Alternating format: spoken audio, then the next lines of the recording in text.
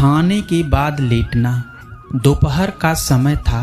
राजा अकबर अपने दरबार में बैठे कुछ सोच रहे थे। अचानक उन्हें बीरबल की कही हुई एक बात याद आई। उन्हें याद आया कि एक बार बीरबल ने उन्हें एक कहावत सुनाई थी जो कुछ इस तरह थी, खाने के बाद लेटना और मारने के बाद भागना एक चालाक मनुष्य की निशानी होती है। राजा सोचने लगे, अभी दोपहर का समय है, यकीनन बीरबल खाने के बाद सोने की तैयारी में होगा।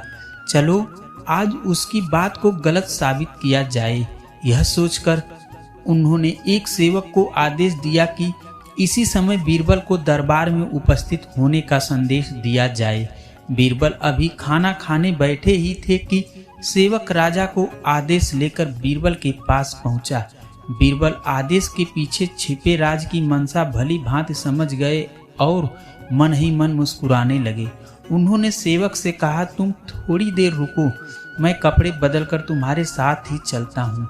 अंदर जाकर बीरबल ने अपने लिए एक तंग पाजामा चुना। पाजामा तंग था, उसे पहनने के लिए उन्हें बिस्तर पर लेटना पड़ा। पाजामे को पहनने के बहाना कर वे थोड़ी देर बिस्तर पर ही लेटे रहे और फिर सेवक के साथ दरबार की ओर चल दिए। दरबार में राजा बीरबल की राह देख रहे थे।